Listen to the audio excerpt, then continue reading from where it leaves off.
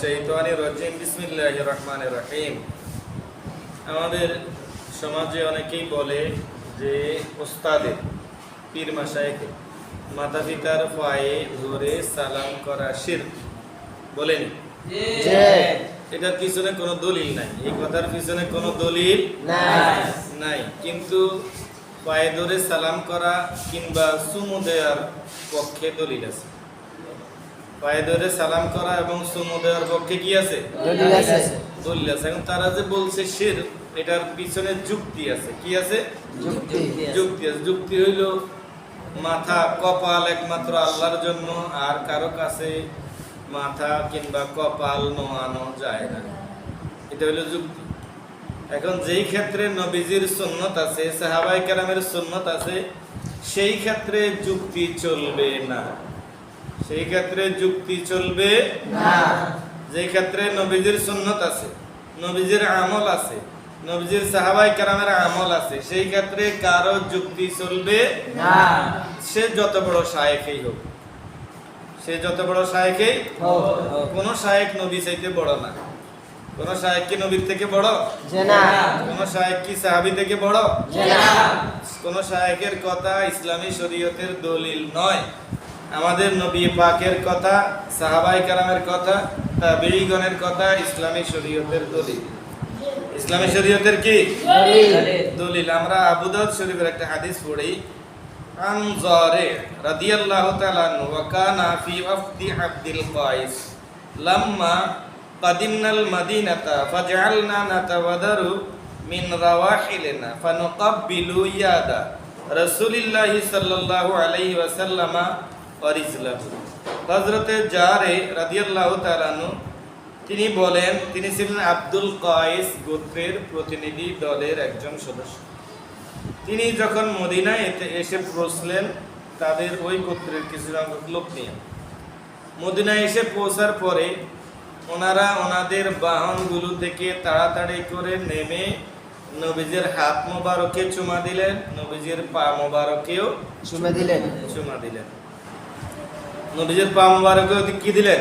চুমা দিলেন। এখন যারা বলে যে হাত দিয়া সালাম করতে গেলে মাথা নইয়া যাবে, এই জন্য শিরিক হওয়ার সম্ভাবনা আছে, শিরিক হবে।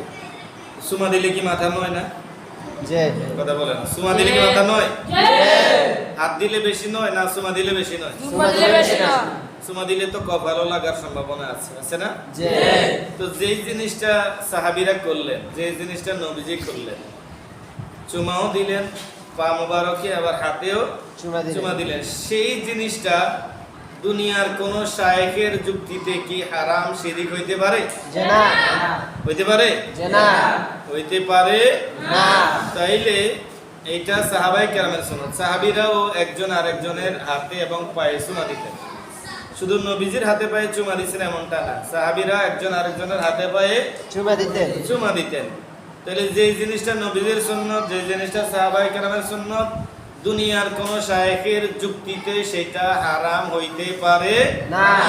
তাইলে আমরা মা বাবার পায়ে চুমা দিব। মা বাবার পায়ে কি করব?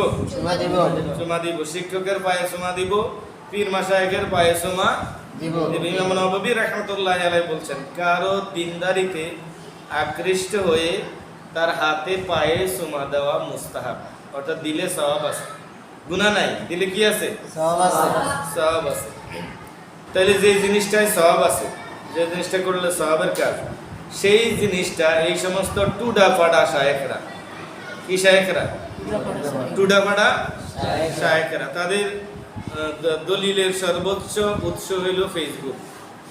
এর বাইরে আর কোনো দলিল নাই। এই টুডাফাডা শায়েখরা এই জাতীয় যে এই বিষয়গুলো আমাদেরকে আদব শেখায়। নবীজি বলেছেন, আদাবানি রব্বি ফি আহসানি তা'দিবি, আমার রব আমাকে উত্তম আদব শিক্ষা দিয়েছেন। নবীজি বলেন, আমার রব আমাকে উত্তম আদব শিক্ষা দিয়েছেন। তাহলে নবীজি এই যে পীর মাশায়েখের পায়ে চুমা দেওয়া, অর্থাৎ মুরব্বিদের পায়ে চুমা দেওয়া, পরহেজগার লোকের পায়ে চুমা দেওয়া, নেককার লোকের পায়ে চুমা দেওয়া, সালাম করা, হাতে পায়ে চুমা দেওয়া, এটা নবীজির সুন্নাত, সাহাবায়ে কেরামের যুগ যুগ ধরে এটা চলে আসছে। যুগ যুগ ধরে এটা চলে আসছে। নবীজি বলছেন, মা বাবার কদমের নিচে জান্নাত। আল জান্নাতু তাহতা আকদামিল উম্মাহাত। মা বাবার পায়ের নিচে কি?